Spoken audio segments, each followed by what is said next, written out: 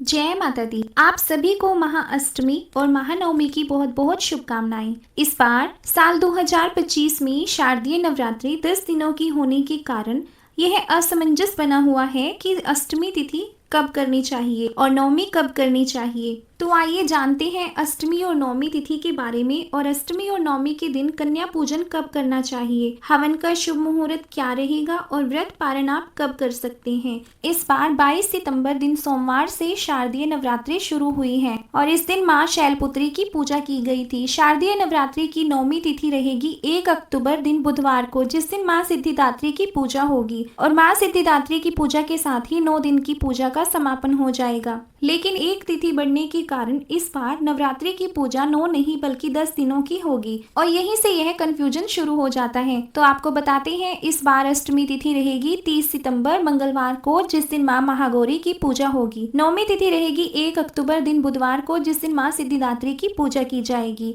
दशमी तिथि रहेगी 2 अक्टूबर दिन गुरुवार को, जिस दिन विजयदशमी यानी दशहरा मनाया जाएगा और इसी दिन कलश विसर्जन और दुर्गा विसर्जन भी होगा। अष्टमी तिथि 29 सितंबर दिन सोमवार को शाम 4:32 से शुरू होगी और 30 सितंबर मंगलवार को शाम 6:06 पर समाप्त हो जाएगी। तो 30 सितंबर दिन मंगलवार को आप माँ की पूजा करें और इसके बाद शुभ मुहूर्त में कन्याओं का पूजन कर सकते हैं। कन्या पूजन आप 30 सितंबर को सुबह 6:22 से लेकर 11:55 के बीच में कर सकते हैं और इस दिन राहु काल रहेगा दोपहर 3 बजे से 4:30 बजे तक। राहु काल को अशुभ समय माना जाता है, तो कन्या पूजन के समय अशुभ मुहूर्त का ध्यान जरूर रखिए, उस समय में कन्या पूजन ना करें। और 30 सितंबर मंगलवार को नवमी तिथि शाम 6:07 से शुरू हो जाएगी, जिसका समापन होगा 1 अक्टूबर दिन बुधवार को शाम 7:01 पर। तो ऐसे में 1 अक्टूबर दिन बुधवार को नवमी तिथि रहेगी, इसलिए माँ सिद्धिदात्री की पूजा केवल 1 अक्टूबर दिन बुधवार को ही की जाएगी।